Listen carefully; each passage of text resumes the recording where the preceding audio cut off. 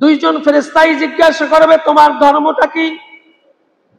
তখন ওই ব্যক্তি বলবেন ফায়াকুলু হা হু হাউলা আদরি, আমি দিন সম্পর্কে জানি না। হায় হায়, আমি তো কিছুই ধর্ম সম্পর্কে আমি জানি না, আমি ধর্মের কথা মানি নাই দুনিয়াতে।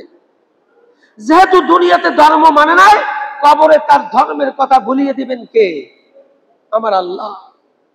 দুনিয়াতে যারা বলবে ধর্ম ব্যবসা করে, আলেমদেরকে অনেকে বলে না ধর্ম ব্যবসায়ী, কিন্তু এই ধর্ম ব্যবসারাই, তারা তো ধর্ম ব্যবসা করে না, তারা ধর্মীয় অনুশাসন মানে, ঠিক না বেটি? আর ধর্ম ব্যবসা তারাই করে যখন সুযোগ বুঝে লা ইলাহা ইল্লাল্লাহ, নৌকার মালিক তুই আল্লাহ, লা ইলাহা ইল্লাল্লাহ, অমুকের মালিক তুই আল্লাহ, সুযোগ বুঝে ধর্ম ব্যবহার যারা করে তারাই হচ্ছে ধর্ম ব্যবসায়ী, ঠিক না বেটি? তারা বলে উল্টাটা, কিন্তু প্রকৃতপক্ষে ধর্ম ব্যবসা সারা জিন্দেগির মধ্যে নামাজ নাই, রোজা নাই, সুযোগ আসলে পরে তাদের সুযোগ বুঝা আল্লাহকে স্মরণ করে, সুযোগ বুঝা তারপর পট্টি লাগায়, সুযোগ বুঝা হাতে তসবিহ নেয়, সুযোগ বুঝা মাথার মধ্যে টুপি দেয়, ঠিক না বেটি? এরা হচ্ছে প্রকৃত ধর্ম ব্যবসায়ী, ঠিক না বেটি? এরা কারা? এরা হচ্ছে ধর্ম ব্যবসায়ী। এদেরকে চিহ্নিত করতে হবে। আর আলেম উলামা হক্কানি রব্বানি যারা আছে, ইন্নামা ইয়াখশাল্লাহু মিন ইবাদিল্লাহিল উলামা, আল্লাহ পাক বলেন উলামা হযরতরাই আমাকে সবচেয়ে বেশি ভয় করে। বলুন না সুবহানাল্লাহ। মিয়া তুমি কাদেরকে ধর্ম ব্যবসায়ী বলো? তুমি বড় বড় বড় ধর্ম ব্যবসায়ী। তুমি জুম্মা আসলে টুপি লাগাও, জুম্মার পরে গোটা সপ্তাহে তোমার মাথায় টুপি দেখা যায় না, ঠিক না বেটি? তাও কেন যাও? সমাজের মানুষে বলবেন নেতা সাহেব জুম্মা পড়ে না, এই জন্য নেতা জুম্মা নামাজ পড়ে বলে মানুষকে দেখানোর জন্য গোটা সপ্তাহে নেতার সাথে টুপির সাথে সম্পর্ক থাকে না। জুম্মার দিন মানুষ দেখানোর জন্য, নামাজ পড়ার জন্য নয়, মানুষ দেখানোর জন্য, নেতৃত্ব কেড়ে নেওয়ার জন্য মাথায় টুপি পরে, পাঞ্জাবি পরে মসজিদে আসে। এরাই হচ্ছে প্রকৃত ধর্ম ব্যবসায়ী, ঠিক না? চ্যানেলটি সাবস্ক্রাইব করে আমাদের সঙ্গেই থাকুন। মহান আল্লাহ রাব্বুল আলামিন ইহকালীন জগতের পরে পরকালীন একটি জিন্দেগি আমাদের জন্য আছে, যেটাকে আখিরাতের জিন্দেগি বলা হয়।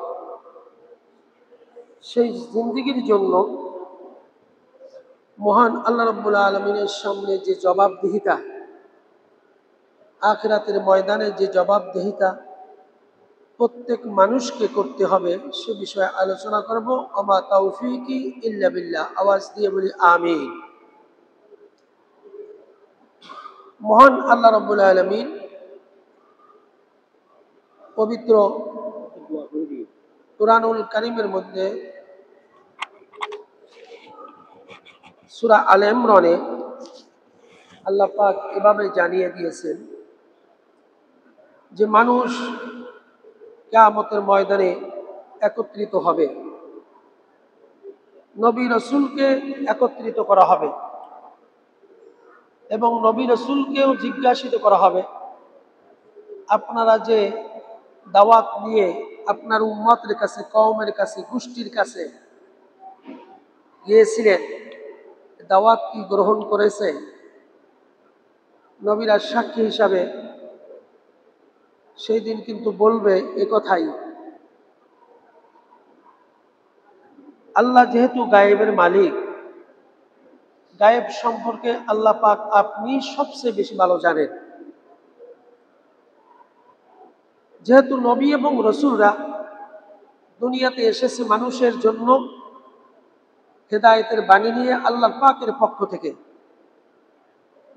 আল্লাহ পাকের মনোনীত এই নবী এবং রাসূলদের উদ্দেশ্য এবং মিশন ছিল একটাই, সেটা হলো কওমের লোকদেরকে, জাতির লোকদেরকে, দেশের লোকদেরকে, গোত্রের লোকদেরকে একীভূত করে আল্লাহর দিকে মুখামুখি করে দেওয়া, আল্লাহর দিকে ডেকে আল্লাহর সামনে তাদেরকে পেশ করা। এটাই ছিল তাদের লক্ষ্য এবং উদ্দেশ্য, এবং সেটা ছিল সত্যের দাওয়াতের মাধ্যমে, হক প্রতিষ্ঠার জন্য।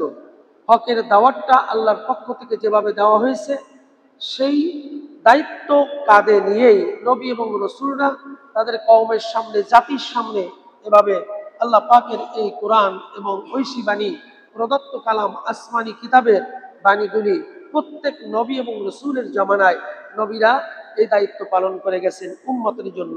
বলি না সুবহানাল্লাহ। এই জন্য আল্লাহ রাব্বুল আলামিন পবিত্র কুরআনুল কারীমের মধ্যে ভাবে বলে দিলেন, ইয়াউমা ইয়াজমাউল্লাহুর রাসূলা ফায়াকুলু মাযা আজিবতুম ক্বালু লা ইলমা লানা ইন্নাকা আনতাল আল্লামুল গুয়ুব। আল্লাহ রাব্বুল আলামিন সেই দিন আল্লাহ তাআলা রাসূলগণকে একত্রিত করবেন, জমা করবেন সমস্ত নবী এবং রাসূলদেরকে কিয়ামতের ময়দানে, এবং তাদেরকে জিজ্ঞাসা করা হবে, আপনারা কি উত্তর পেয়েছিলেন দুনিয়ার জমিনের মধ্যে? আপনাদের যে দাওয়াত নিয়ে আপনাদেরকে পাঠানো হলো সেই দাওয়াতের উত্তরে আপনাকে কি পেয়েছিলেন? নবীদেরকে এই জবাব দিতে হবে, প্রশ্ন করা হবে, আপনি যে আপনারা যে আমার পক্ষ থেকে যে মিশন, যে দাওয়াত দুনিয়ার মাঝে আপনার কওমের সাথে, গোত্রের মধ্যে, জাতির মধ্যে, দেশের মধ্যে, মানুষের মধ্যে আমার পক্ষ থেকে যে বাণী আমি আপনার উপর অর্পিত করে দিয়েছিলাম সেই বাণীর দায়িত্ব কিভাবে তারা পালন করেছে আমার সামনে জবাব দিন। আল্লাহ রাব্বুল আলামিনের সামনে তখন নবী এবং রাসূলরা বলবেন, ক্বালু লা ইলমা লানা ইন্নাকা আনতা আল্লামুল গুয়ুব। অর্থাৎ এ বিষয়ে আমাদের কোনো জ্ঞান নেই, বরং আপনি সবচেয়ে মহাজ্ঞানী এবং সবচেয়ে বেশি গায়েব সম্পর্কে আপনি ভালো জানেন। আল্লামুল গুয়ুব, এই গায়েব সম্পর্কে, অদৃশ্য সম্পর্কে আমরা যা না জানি তার চেয়ে আপনি বেশি ভালো জানেন। বলুন না সুবহানাল্লাহ। নবীরা প্রশ্নের জবাবটা এইভাবে স্বাভাবিকভাবে আল্লাহর উপর ন্যস্ত করে দিবেন, আল্লাহ পাকের উপর ফেলে দিবেন যে আমরা যে দাওয়াত নিয়ে এসেছি, আমাদের দাওয়াত দিতে আমরা কুণ্ঠাবোধ করি নাই। জীবনকে বাজি রেখে আমরা মানুষের সামনে ঐশী বাণী, প্রদত্ত কালামের কথাগুলি মানুষের মাঝে আমরা পেশ করেছি। হয়তোবা এই পেশ করতে গিয়ে অনেক নবীরা দাঁড়িয়ে যাবে, আমাকে হত্যা করা হয়েছে, আমাকে জবেহ করে দেওয়া হয়েছে, আমাকে পিটিয়ে মারা হয়েছে, আমার গলা টিপে ধরেছে। আপনার বাণী যখন মানুষের মাঝে পেশ, কওমের সামনে, জাতির সামনে আমি পেশ করতেছিলাম, তখন আমার টোটা চেপে ধরেছে। এরকমের নবীরা আল্লাহর সামনে পেশ করবেন। সুতরাং আপনি সবচেয়ে ভালো জানেন আপনার দাওয়াত আমরা কিভাবে দিয়েছি, সবচেয়ে এই গায়েবের খবরটা আপনার কাছেই বেশি ভালো আছে। বলি না সুবহানাল্লাহ। ইন্নাকা আনতা আল্লামুল গুয়ুব। ক্বালু লা ইলমা লানা, আমাদের এত জ্ঞান নেই যা আপনার আছে। আপনি সব জ্ঞানের অধিকারী এবং সব গায়েব সম্পর্কে আপনি ভালো জানেন আমরা কি করেছি। বলি না সুবহানাল্লাহ। সেই জন্য আল্লাহ রাব্বুল আলামিন নবীদেরকে ডেকে যখন এই কথা বলবেন, নবীরা আল্লাহ পাকের উপর ন্যস্ত করে এই কথাগুলি বলে দিবেন। এই কথাটাও কোরআনুল কারীমের মধ্যে এসে গেছে। সূরা মায়েদার মধ্যে আল্লাহ রাব্বুল আলামিন জানিয়ে দিলেন আল্লাহ পাক নবী এবং রাসূলদের সামনে কি কথোপকথন করবে। 109 নম্বর আয়াতের মধ্যে সূরা আল মায়েদার মধ্যে আল্লাহ পাক এই কথাটি স্পষ্ট করে দিলেন। সুতরাং আল্লাহ যে বললেন আপনারা কি উত্তর পেয়েছিলেন, এর অর্থ একটাই, নবী এবং রাসূলরা আল্লাহ পাকের যে বাণী নিয়ে দুনিয়াতে এসেছেন, দিনের দাওয়াত, যে দিনের মিশন মানুষের মাঝে পেশ করেছিলেন, এই জীবন বিধান আল্লাহর পক্ষ থেকে মানুষের জন্য যে জীবনের বিধানটা আল্লাহ পাক দান করেছিলেন, এই বিধানটা হচ্ছে সত্যের আহ্বান। অর্থাৎ আল্লাহর পাকের পক্ষ থেকে হকের আহ্বান, সত্যের আহ্বান। এই সত্যের আহ্বানে কে কে সাড়া দিয়েছে? নবীদেরকে প্রশ্ন করবে। নবীরা অনেকেই বলবে আমার টোটা চেপে ধরেছে, আমাকে হত্যা করে ফেলেছে, আমাকে জাতির মানুষেরা মেরে ফেলেছে, শহীদ করে দিয়েছে। অনেক নবী এবং রাসূল এভাবে শহীদ হয়ে গেছে। দ্বীনের দাওয়াত যখন মানুষের কাছে পেশ করতে গেছেন, তখন এই রকমের আপনার পৌত্তলিক অর্থাৎ পূজা আশ্রম যারা করত আল্লাহকে বাদ দিয়ে, অনেক খোদার যারা পূজা করত, মানুষের পূজা করত, মানুষকে বড় বড় করত আল্লাহর চাইতে, এই সমস্ত মানুষগুলি আল্লাহর রাসূলদেরকে হত্যা করে ফেলছে। বলি না নাউজুবিল্লাহ। সুতরাং আল্লাহ রাব্বুল আলামিন এই জন্য আল্লাহর উপর ন্যস্ত করে দিবেন, হে আল্লাহ তুমি ভালো জানো তোমার দ্বীনের সত্যের দাওয়াত আমরা কিভাবে দিয়েছি, কিভাবে হত্যা হয়েছি, কিভাবে টোটা চেপে ধরেছে, কিভাবে আমরা আপনার দাওয়াতকে মানুষের মাঝে, গোত্রের মাঝে, জাতির মাঝে, দেশের মানুষের মাঝে আমরা কিভাবে দাওয়াত দিয়েছি তুমি সবচেয়ে বেশি ভালো জানো। তোমার মতো আমরা জ্ঞানী নই এবং তোমার মতো গায়েবের মালিকও আমরা নই। বলুন না সুবহানাল্লাহ। আল্লাহর উপর ন্যস্ত করে দিবেন। এই জন্য আল্লাহ রাব্বুল আলামিন নবীরা বলবেন আপনি তো সবচেয়ে ভালো জানেন, ক্বালু লা ইলমা লানা ইন্নাকা আনতা আল্লামুল গুয়ুব। এই কথাটি বলি আল্লাহর উপর ন্যস্ত করে দিবেন। আর আল্লাহ রাব্বুল আলামিন নবীদের এই প্রশ্নের জবাবে সমস্ত কিয়ামতের ময়দানে মানুষকে আল্লাহর নবীদের প্রশ্নের জবাবের পরে মানুষদের সামনে একত্রিত করা হবে, দুইটা ভাগে ভাগ হয়ে যাবে।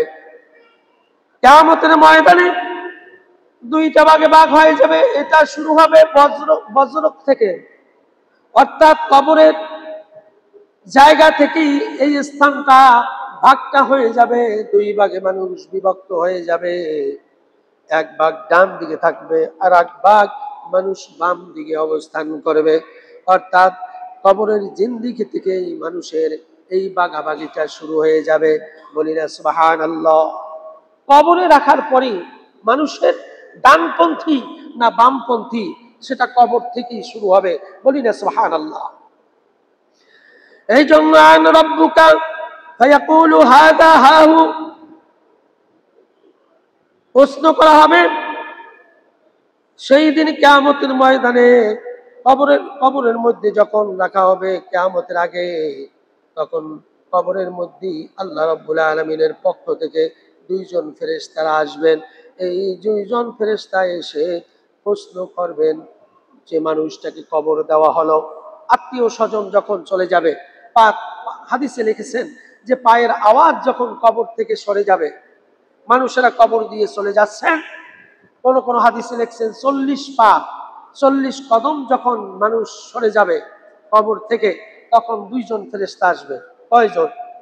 দুইজন ফেরেশতা আসবে কবরে, এবং কবরে এসে তাদেরকে প্রশ্ন করা হবে মান রব্বুকা, তোমার রব কে? ফায়াকুলু রাব্বি আল্লাহ। যারা ডানপন্থী হবে তারা বলবে ফায়াকুলু রাব্বি আল্লাহ, আমার রব হচ্ছে আমার আল্লাহ, যিনি আমাকে সৃষ্টি করেছেন, যিনি আমার রব, যিনি আমার স্রষ্টা, যিনি আমাকে সৃষ্টি করে দুনিয়াতে পাঠিয়েছেন, তিনি আমার রব। বলুন না সুবহানাল্লাহ। আমাদের রব বলবে ক্বালু রাব্বি আল্লাহ, তারা বলবে আমার রব হচ্ছে আমার আল্লাহ, আমার আল্লাহ তিনি আমাদের প্রতিপালক, তিনি আমাদের স্রষ্টা, তিনি আমাদের মালিক, তিনি হচ্ছেন আমাদের আল্লাহ। রবের প্রশ্নে মানুষেরা ডানপন্থী যারা হয়ে যাবে তারা তখন প্রশ্নের জবাব দিয়ে দেবে ফায়াকুল রাব্বি আল্লাহ, আমাদের রব হচ্ছে আল্লাহ। এরপর ফেরেশতা দুইজনে প্রশ্ন করবেন ফায়াকুলানে লাহু মা দীনিক, ফায়াকুলানে লাহু মা দীনিক, তোমাদের ধর্মটা কি, তোমার ধর্ম কি ছিল? তখন তার জবাবে ডানপন্থীরা বলবে ফায়াকুলু দীনুল ইসলাম।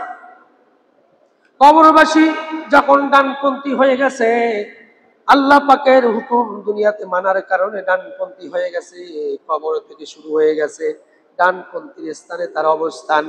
সুতরাং দুইজন ফেরেশতা ফায়াকুলানে লাহু, যখন তারা প্রশ্ন করবেন মা দীনিক, তোমার ধর্মটা কি ছিল, তখন তিনি বলবেন ফায়াকুলু দীনুল ইসলাম, আমার ধর্ম হচ্ছে ইসলাম, অর্থাৎ শান্তির ধর্ম, আল্লাহর পক্ষ থেকে মনোনীত ধর্ম।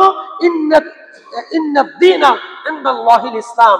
কোরআনের মধ্যে আমরা পেয়েছি আল্লাহ পাকের একমাত্র শুধুমাত্র ইসলাম ধর্মই হচ্ছে আল্লাহ পাকের মনোনীত। বলে দিয়েছেন কে? আমার আল্লাহ।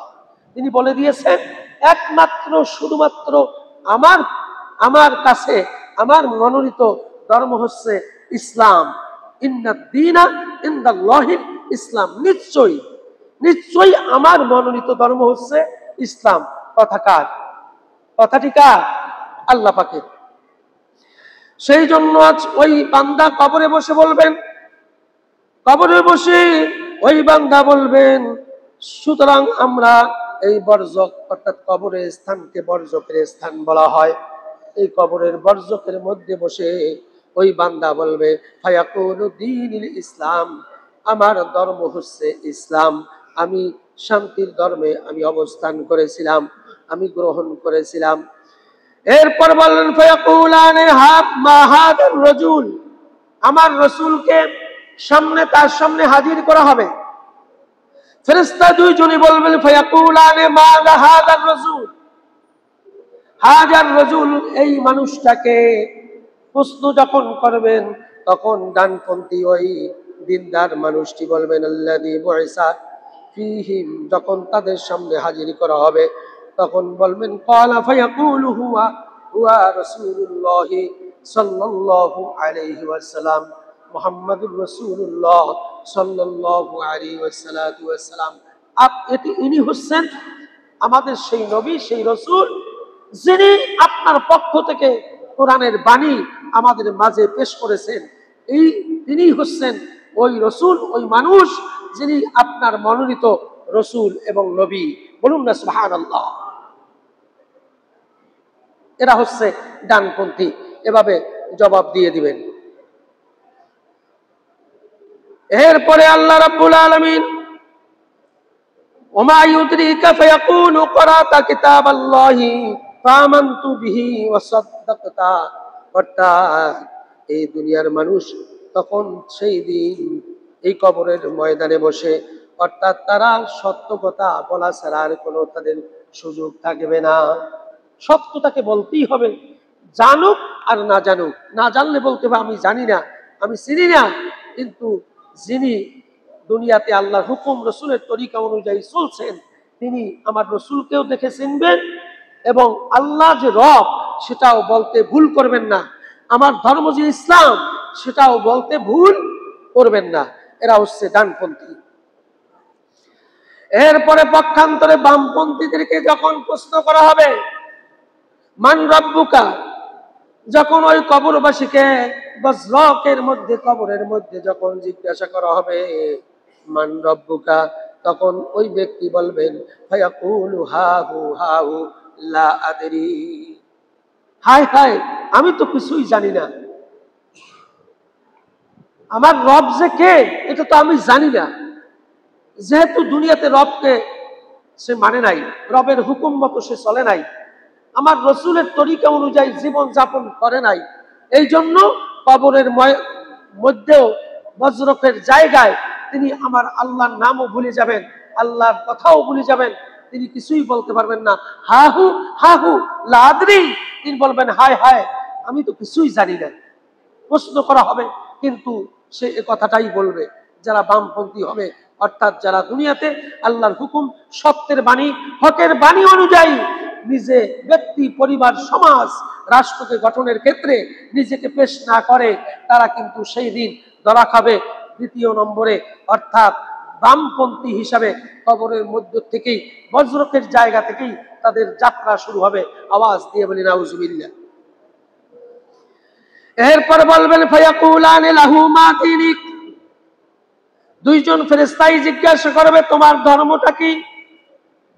তখন ওই ব্যক্তি বলবেন ফায়াকুলু হাহু লা আদরি, আমি দিন সম্পর্কে জানি না, হায় হায় আমি তো কিছুই ধর্ম সম্পর্কে আমি জানি না, আমি ধর্মের কথা মানি নাই দুনিয়াতে।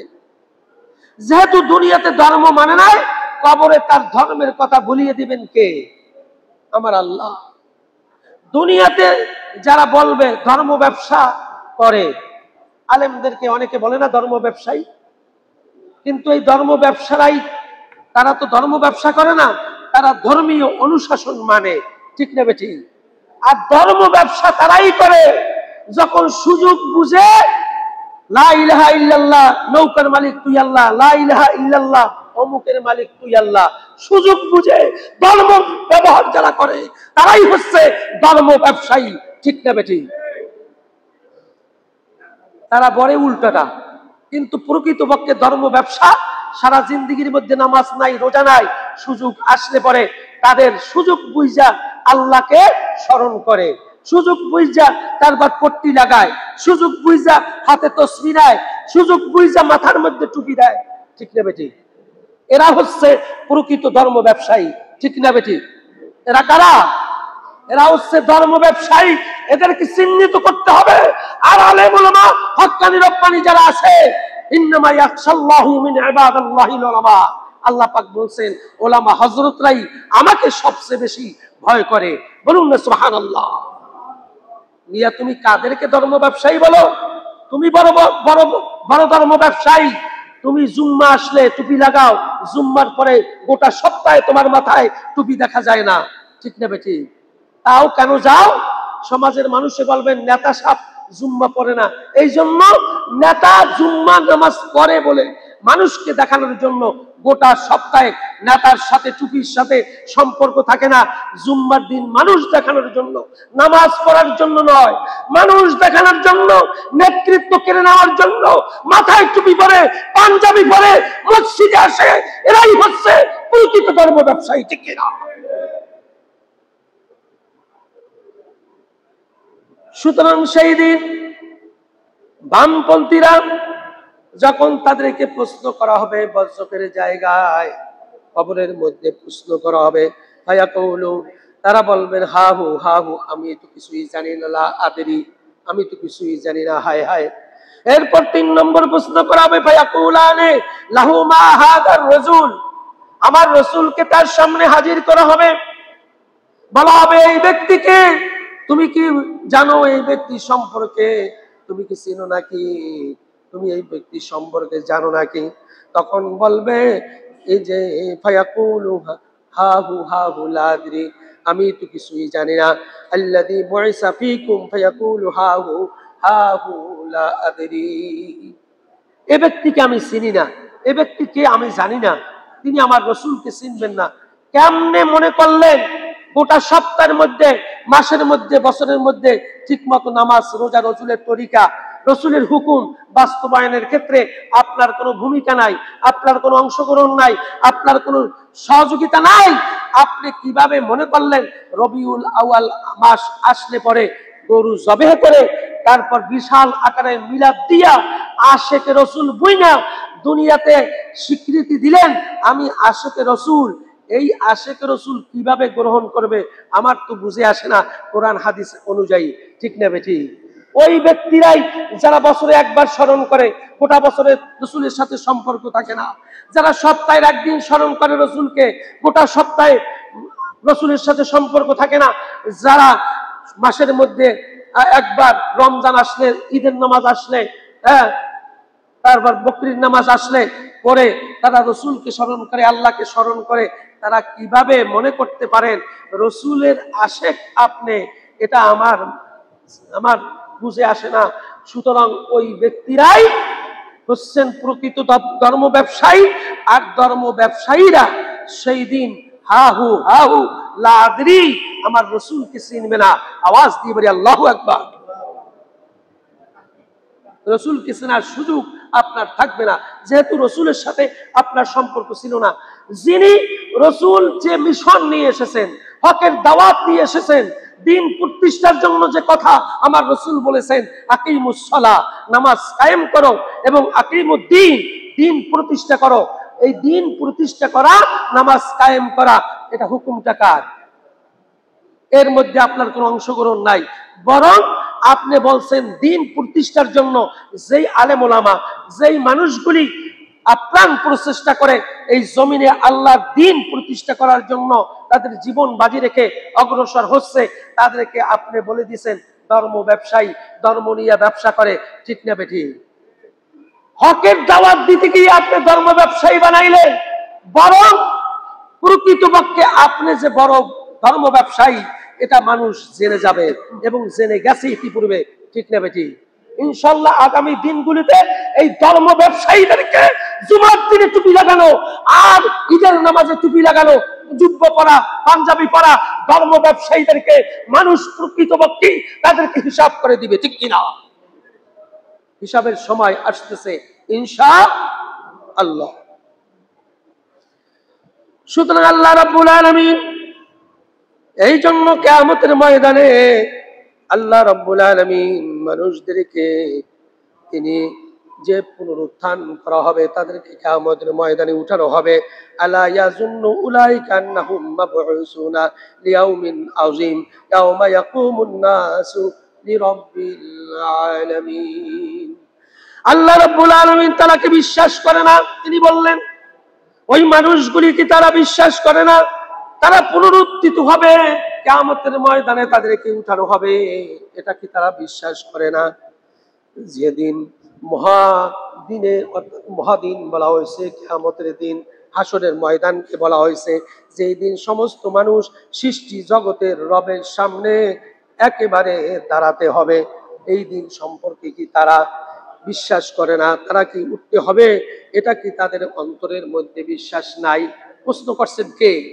কোরআনের মাধ্যমে আল্লাহ পাক প্রশ্ন করছেন আলা ইয়াজুন্নু উলাইকা আন্নাহুম মাবউসুন। তারা কি এটা বিশ্বাস করে না কিয়ামতের ময়দানে তাদেরকে উঠতে হবে, ময়দানের মধ্যে তাদেরকে একত্রিত হতে হবে? এই কথাটা কি তারা বিশ্বাস করে না? ইয়াউমা ইয়াকুমুন নাস, সমস্ত মানুষ কিয়ামতের ময়দানে উঠবেন, হুকুমটা কার? আল্লাহ পাক এই কথাটাই প্রশ্ন করে বলতেছেন, তারা কি বিশ্বাস করে না যে কিয়ামতের ময়দানে তাদেরকে উঠতে হবে, এই মানুষগুলিকে? তারা কি এটা বিশ্বাস করে না? যেহেতু সমস্ত মানুষ সৃষ্টি জগতের সামনে অর্থাৎ রবের সামনে, অর্থাৎ ইয়াউমা ইয়াকুমুন নাসু লিরাব্বিল আলামিন, সমস্ত মানুষগুলি বিশ্ব জগতের প্রতিপালক যিনি আমার রব, যিনি আমার আল্লাহ, তার সামনে কিয়ামতের ময়দানে মানুষদেরকে দাঁড়াতে হবে। এই বিশ্বাস আপনার আমার থাকতেই হবে যদি আপনার ঈমান থাকে, ঠিক না বেঠিক? ঈমান যদি ন্যূনতম থাকে তাহলে এই বিশ্বাসটা আখিরাতের উপর আপনার বিশ্বাস থাকতেই হবে। আখিরাতের উপর যাদের বিশ্বাস নেই, মনে করলেন যে দুনিয়াতে খাও দাও ফুর্তি করো, নাচ গান যা আছে সবকিছু করো, দুর্নীতি আর মানুষের হক নষ্ট করার মতো যা আছে সবকিছু করবো, আখিরাতে উঠতে হবে না। আর শুধুমাত্র সপ্তাহে একদিন, মাসের মধ্যে একদিন, আর মাসের মধ্যে এক মাস, বছরের মধ্যে 2 দিন এরকমের নামাজ রোজার মধ্যে আপনারা সময় কাটাবেন আর গোটা বছর ফাঁকা দিবেন, আল্লাহকে চিনবেন না, রসুলকে চিনবেন না। এইটা যে ব্যক্তিরা করে তাদের জন্য কিয়ামত বিশ্বাস করা তাদের জন্য নয়, অর্থাৎ তারা কিয়ামতকে বিশ্বাস করে না, ঠিক না বেঠিক? তারা কশিন কালেও কিয়ামতকে বিশ্বাস করে না। কিয়ামতকে যদি বিশ্বাস করত তাহলে 24 আওয়ার্স অর্থাৎ জিন্দেগির 24টা ঘন্টাই প্রকৃতপক্ষে আল্লাহর হুকুম রসুলের তরিকা অনুযায়ী জীবন যাপন করার জন্য যা কিছু প্রয়োজন, তাতে যদি মৃত্যুরও কোনো আশঙ্কা থাকে তারপরও মৃত্যুকে ভয় করবে না, সামনের দিকে অগ্রসর হবে। ওয়াল্লাযীনা জাহাদু ফীনা লানাহদিয়ান্নাহুম সুবুলানা ওয়া ইন্নাল্লাহা লামাল মুহসিনিন। বলি না সুবহানাল্লাহ। জীবনের শুরু থেকে শেষ পর্যন্ত তারা প্রতিজ্ঞাবদ্ধ হয় ওই ব্যক্তিরা যারা ঈমানদার, প্রকৃত আল্লাহর আশে আল্লাহর পক্ষ থেকে যারা যা বানিয়ে এসেছে বিশ্বাস করেছে, রসুলের আশেক যারা বলেছে, তারা জীবনের শুরু থেকে শেষ পর্যন্ত এমন ভাবে প্রতিজ্ঞাবদ্ধ হয়, ওই প্রতিজ্ঞাবদ্ধের মধ্যে অগ্রসর সামনেই হয়। জীবনের ঝুঁকি আছে, পিছপা হয় না, জীবনের ঝুঁকি নিয়ে আল্লাহর মাকসুদুল মঞ্জিলে পৌঁছার জন্য সামনে অগ্রসর হয়। ইন্নাল্লাহা লামাল মুহসিনিন। আল্লাহ পাক বলছেন তাদেরকে আমি চিরকল্যাণকর আলোকময় উজ্জ্বল পথগুলি দেখিয়ে দেব। বলি না সুবহানাল্লাহ। সুতরাং আল্লাহ রাব্বুল আলামিন ওয়াকিফুহুম ইন্নাহুম মাসউলুনা মা লাকুম লা তানাসুরুন বাল হুমুল ইয়াওমা মুস্তাসলিমুন। অর্থাৎ আল্লাহ রাব্বুল আলামিন তাদেরকে থামাও, কারণ তাদেরকে প্রশ্ন করা হবে। মানুষ এদিক ওদিক কিয়ামতের ময়দানে দৌড়াদৌড়ি শুরু করবে। একটা ময়দানের মধ্যে এপারে এবং ওপারে মানুষগুলি ছুটাছুটি করতে থাকবে। আল্লাহ পাক বলবেন এদেরকে ফেরেশতাদেরকে বলবে এদেরকে থামাও, এদেরকে কি করো, থামাও। দৌড়াদৌড়ির জায়গা এটা নয়। দৌড়াদৌড়ি দুনিয়াতে করা উচিত ছিল ইসলামের পক্ষে, রাসূলের পক্ষে, ঠিক না বেঠিক? সুতরাং রাসূলের পক্ষে যারা দৌড়াদৌড়ি দুনিয়াতে করে নাই, তারা কিন্তু কিয়ামতের ময়দানে দৌড়ি শুরু করবে। প্রান্ত থেকে প্রান্তে, এক প্রান্ত থেকে অপর প্রান্তে দৌড়াতে শুরু করবে। ফেরেশতাদেরকে হুকুম করবে এদেরকে থামাও, এদেরকে থামাও। এদের প্রশ্ন আছে, জবাব দিতে হবে। প্রশ্নের জবাব না দিয়ে এদের কোনো উপায় নেই। তাদের সামনে প্রশ্ন আছে, অর্থাৎ আল্লাহর হুকুম। সর্বপ্রথম কিয়ামতের ময়দানে নামাজের প্রশ্ন করা হবে। তোমাকে দুনিয়াতে আমি হায়াত দিয়েছিলাম 70, 80, 90, 100 বছর। আমার একটা হুকুম তোমার উপর জারি করে দিয়েছিলাম, আকিমুস সালাহ, নামাজ কায়েমের পক্ষে তোমার অবস্থানটা কি ছিল? এটা কিন্তু কিয়ামতের ময়দানে সর্বপ্রথম প্রশ্নের জবাব দিতে হবে। বলুন না সুবহানাল্লাহ। উনি সেই দিন বলবেন লা আদরি, লা আদরি, আমি কিছুই জানি না। নামাজ কারে বলে, নামাজ কি আমি কিছুই বুঝি না। ওই মোটামুটি ওলামায়ে কেরাম দেখছি যারা টুপি টাপি লাগাইয়া হাঁটতো, তাদেরকে দেখছি শুক্রবার মসজিদে যায়। আমি নেতা সাহেব মসজিদে যদি না যাই তাহলে সমাজের মানুষ আমাকে ভুল বুঝবে। এই জন্য আমি মানুষ দেখানোর জন্য কোনো মতে টুপি একটা লাগাইছিলাম, পাঞ্জাবি একটা পরছিলাম। এই জন্য আমি ওই মসজিদে গেছি। আমি তো চিনি না এটা, আমি তো এটা জানি না। নামাজ কি এটা আমি বুঝি না। আমি মানুষ দেখানোর জন্য এই মসজিদে গিয়েছি। সেই দিন ওই মানুষগুলি বলতে বাধ্য হবে এবং তাদেরকে দৌড়াদৌড়ি থামিয়ে দিয়ে এই প্রশ্ন করা হবে। নামাজের প্রশ্ন জবাব ছাড়া এক চুল পরিমাণ নাড়াতে পারবে না। প্রশ্নের জবাব দাও। বলুন না সুবহানাল্লাহ। ও মিয়া, কোন সুযোগে নাচতেছো? কিসের আশায়, কিসের নেশায় দৌড়াচ্ছ? তুমিও বেনামাজি, তোমার নেতাও বেনামাজি, তোমার নেত্রীও বেনামাজি। আছে কি নাই? আছে কি নাই? তুমি দৌড়াচ্ছ কার পিছনে? কোন মানুষের পিছনে তোমার জীবন কাটাচ্ছ? করবে নামাজের হিসাব যখন চাইবে তখন প্রথম হিসাবটাই হবে নামাজের হিসাব। তোমার জীবনের 70 বছরের নামাজের হিসাব আমার সামনে পেশ করো। সেই দিন উপায় থাকবে? আর কোন উপায় থাকবে? আল্লাহর সামনে কোনো উপায় থাকবে না। তুমি বামপন্থী হিসাবে বাম দিকে তোমার অবস্থান হবে। তোমার আমলনামা সেই দিন দেওয়া হবে বাম হাতের মধ্যে। বুক ফেরে তারপর পিছনে হাত দিয়ে তার তোমার বাম হাতের উপর তোমাকে আমলনামা দেওয়া হবে। তুমি পড়তে পারবে না। তোমার মাথার সামনে, তোমার চোখ সামনে, তোমার চোখকে এভাবে মাথাকে ঘুরিয়ে দিয়ে পিছন করে দেওয়া হবে। আযাবের সাথে, গজবের সাথে, কঠিন বেদনাদায়ক সাথে তোমাকে কল্লাকে, মাথাকে উল্টিয়ে দেওয়া হবে। আওয়াজ দিয়ে বলি নাউজুবিল্লাহ। সুতরাং আল্লাহ রাব্বুল আলামিন এই পৃথিবীর জমিনে আমরা এসেছি আল্লাহ রাব্বুল আলামিনের হুকুম মানার জন্য, রাসূলের তরিকা মানার জন্য। আল্লাহর হুকুম রাসূলের তরিকা অনুযায়ী জীবন যাপন করা ছাড়া আমাদের কোনো উপায় থাকবে না। আমাদের শেষ বিচার আমরা মানি, আখিরাতকে আমরা মানি, হাসরের ময়দানে আমাদের উঠতে হবে, এটা আমরা বিশ্বাস করি। যদি বিশ্বাস করি তাহলে অবশ্যই আল্লাহ রাব্বুল আলামিনের হুকুম আমি ব্যক্তির জন্য, আমার পরিবারের জন্য, আমার সমাজের জন্য, আমার রাষ্ট্রের জন্য একইভাবে আল্লাহর হুকুমকে কায়েম করা আল্লাহর পক্ষ থেকে প্রত্যেক মানুষের জন্য ফরজ করে দিয়েছেন। ঠিক না বেঠিক? প্রত্যেকটা মানুষের জন্য। তুমি ব্যক্তি তাসবিহ চেপলেই হবে না, তোমার পরিবাররা তাসবিহ চেপে কিনা। তুমি ব্যক্তি নামাজ পড়লেই হবে না, তোমার পরিবারবর্গ যারা আছে, মেম্বার যারা আছে, সদস্য যারা আছে তোমার পরিবারের মধ্যে, তারা নামাজি কিনা। এই প্রশ্নের জবাব তোমাকে খলিফা হিসাবে, তুমি প্রতিনিধি হিসাবে তোমাকেই দিতে হবে। তুমি সমাজের নেতৃত্ব দানকারী নেতা। এই নেতা তুমি নামাজ পড়ছো কিনা, তোমার সমাজের মানুষকে নামাজ পড়ানোর জন্য, আল্লাহর হুকুম মানার জন্য, দ্বীন কায়েমের জন্য তোমার ভূমিকা ছিল কিনা, জবাব দিতে হবে কি হবে না? তুমি রাষ্ট্রের প্রধান ছিলা, তুমি শুধু তাহাজ্জুদ পড়লে হবে না তো। তাহাজ্জুদ পড়ছো, যেটাও তো মিথ্যা কথা প্রমাণ হয়ে গেছে। এটা বানানো কথা শিখাইয়া দেওয়া, বুলি আওড়ানো হচ্ছে মানুষকে ধোঁকা দেওয়ার জন্য এতদিন পর্যন্ত, ঠিক না বেঠিক? সুতরাং তাহাজ্জুদ গুজারি হলে হবে না।